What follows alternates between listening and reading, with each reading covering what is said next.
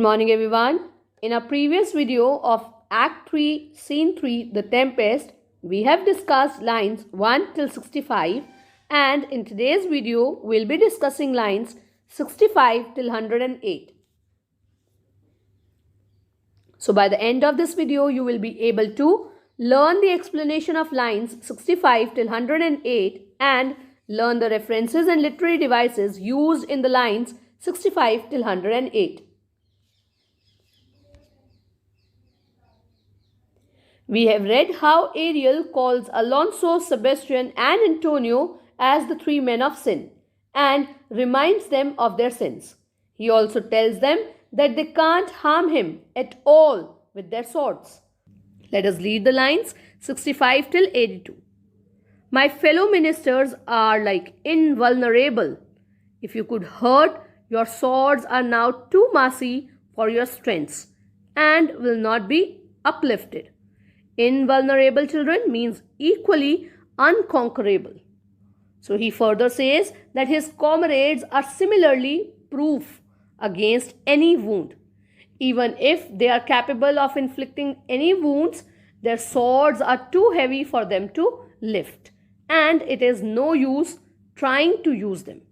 The children, at that time, the swords of these people were made very heavy because of enchantment. But remember, for that's my business to you, that you three from Milan did supplant good Prospero, exposed unto the sea, which hath requite him and his innocent child. Let us see the meanings, children. Supplant means drive out. Requite means punished the crime. So Ariel here reminds the three men of sin about Prospero.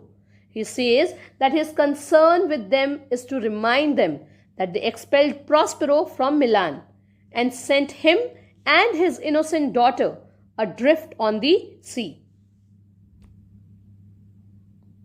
For which foul deed the powers, delaying, not forgetting, have incensed the seas and shores, yea, all the creatures against your peace.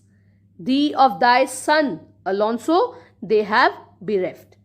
Let's see the meanings, children. Powers refers to powers of heaven.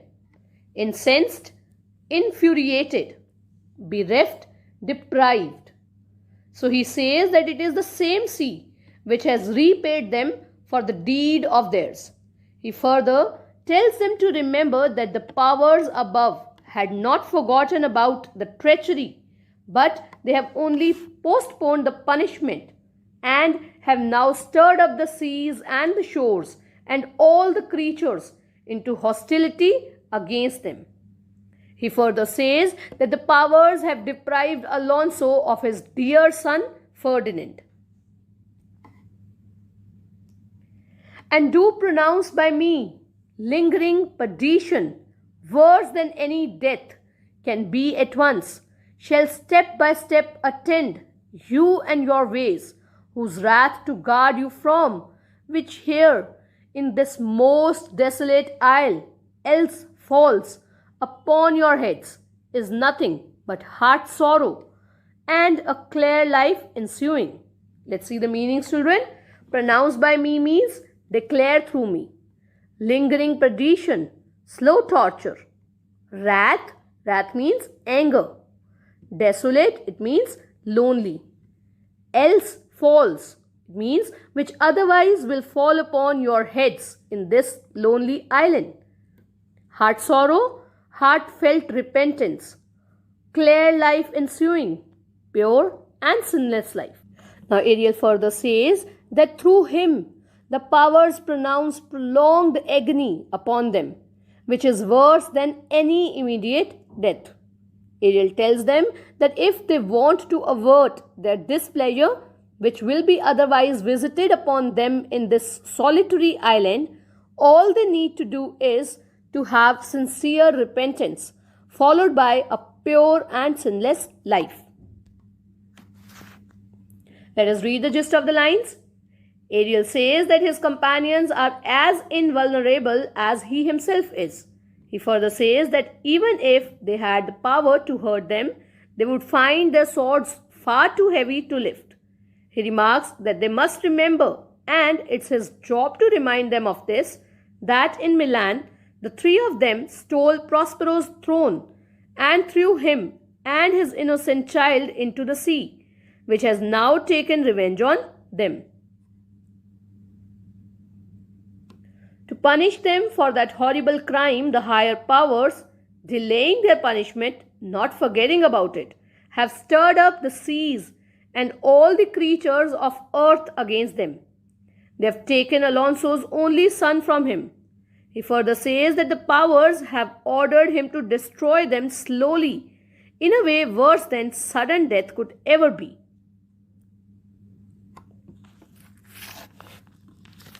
He warns them that he will stay with them every step of their way. The only way to protect themselves from the angry higher powers, which are ready to fall upon their head on this empty island, is for them to be sincerely sorry in their hearts for what they have done, and to live innocent lives from this time onward.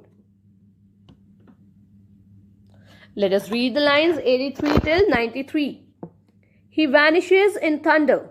Then, to soft music, enter the shapes again, and dance with mocks and mouse, and carrying out the table. Mocks and mouse, children, means mocking gestures and grimaces. Now, Ariel, who is disguised as a harpy, vanishes in thunder, and then to soft music, enter the shapes again, and dance with mock and mouse, and carrying out the table. Prospero, bravely the figure of this harpy hast thou performed, my Ariel. A grace it had, devouring of my instruction hast thou nothing bated in what thou hadst to say. Let us see the meanings, children. Bravely means excellently. A grace it had, devouring means it had a grace when you devoured their food. The children, Prospero praises Ariel for his performance as a harpy. He says that Ariel has nicely played the role of the harpy. It has a rare charm of its own, and he has omitted none of Prospero's instructions.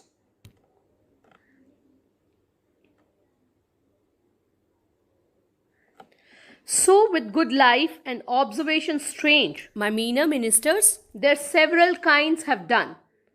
Children, let's see the meaning of meaner ministers. It means inferior agents. That means spirits. Prospero further says that similarly with life like truth and rare attention to details, his inferior agents, that is, the spirits, have played their respective parts. My high charms work, and these mine enemies are all knit up in their distractions. Charms, magic spells. Knit up in their distractions, driven to frenzy. Prospero further says that his potent magic is not failing, and all his enemies are totally lost in bewilderment.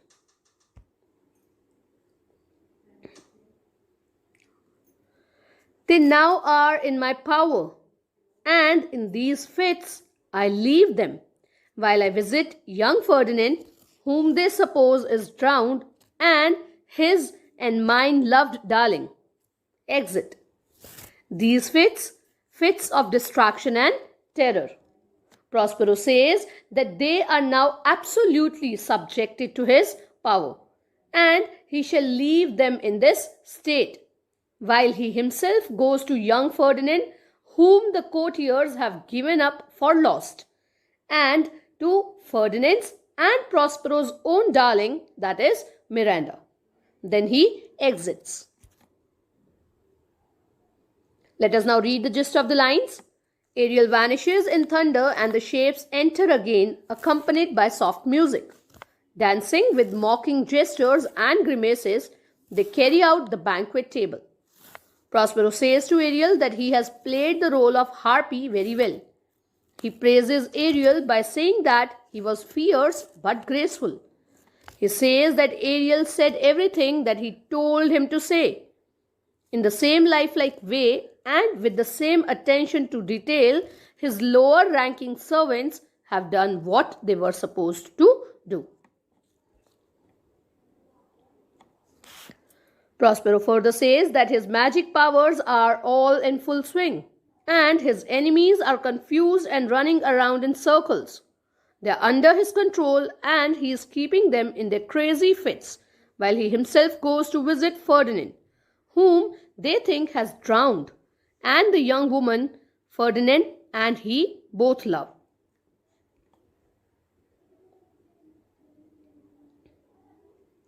Let us now read the lines 94 till 102. Gonzalo, in the name of something holy, sir, why stand you in this strange stare? Gonzalo looks at the condition of the courtiers and wonders, saying, Blessed angel. He asks Alonso why he is standing with his gaze fixed upon a vacant space.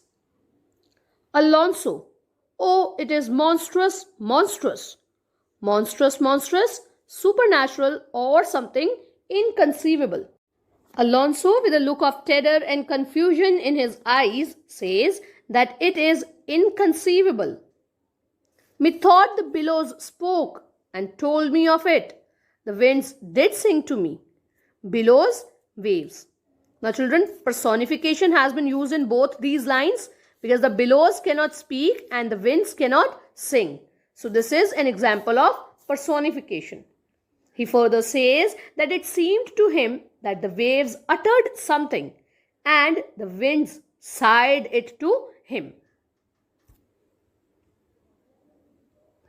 And the thunder, that deep and dreadful organ pipe, pronounced the name of Prosper. It did base my trespass. Now children, what is the meaning of base? Means speaking in a rough and loud voice. Trespass, to encroach upon something. Now this is an example of metaphor. Thunder has been compared to the sound made by organ pipe. What actually is an organ pipe? An organ pipe or an organ consists of a number of pipes which produce notes of varying ranges. Alonso speaks of the thunder as the deepest note, that is the bass pipe. Alonso says that he feels that the thunder in the solemn and dreaded organ voice pronounced the name of Prospero. It roared out his offense of expelling Prospero from Milan.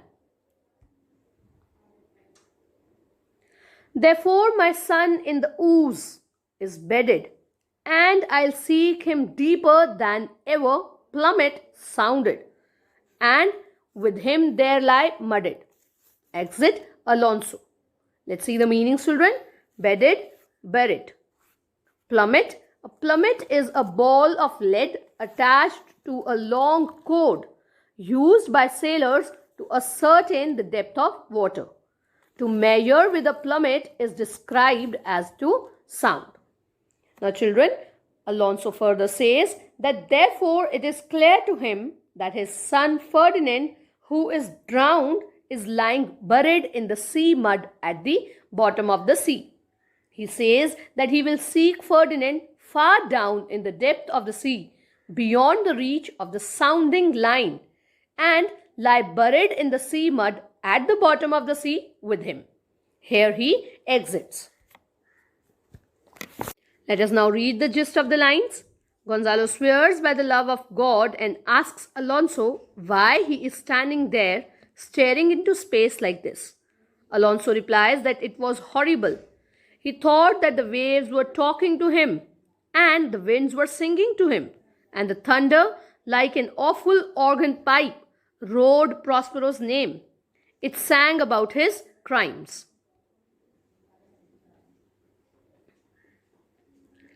Alonso feels that because of his crimes, his son is dead on the ocean floor. He says that he'll go join him there, going down deeper than any anchor ever sank, and lie buried with him dead in the mud. He then exits.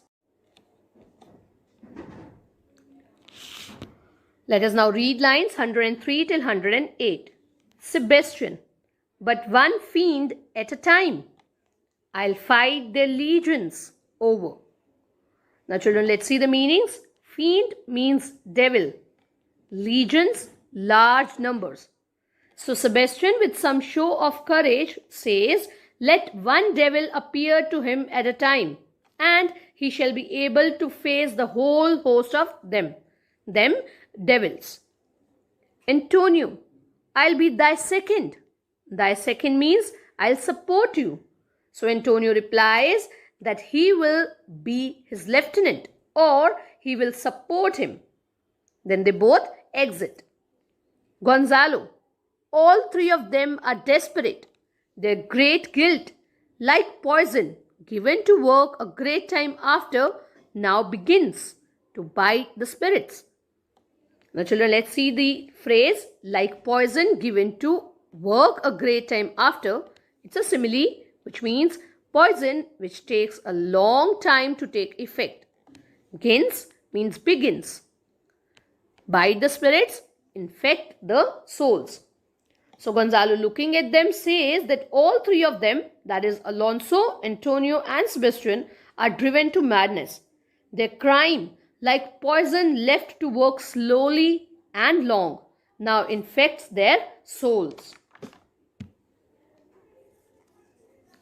I do beseech you that are of suppler joints, follow them swiftly and hinder them from what this ecstasy may now provoke them to. Adrian, follow, I pray you. Exeunt. Gonzalo requests the other courtiers who are more nimble and stronger than he himself to follow the three of them at once and prevent them from doing any violence or harm to themselves in their desperation. Adrian too requests them to follow the three, and then they exit. Let us now read the gist of the lines. Sebastian says that he will fight every one of these devils if he has to, but one at a time.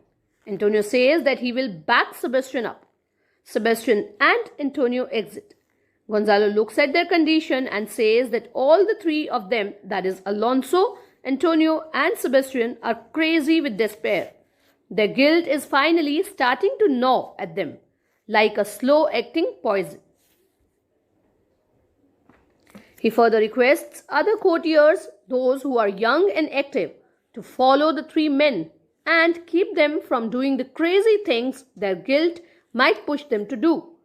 Adrian requests the courtiers to follow them, and then they exit. So that is all for the day, children. For your homework, you will do extracts 3 and 4 with pen on your workbook. Thank you.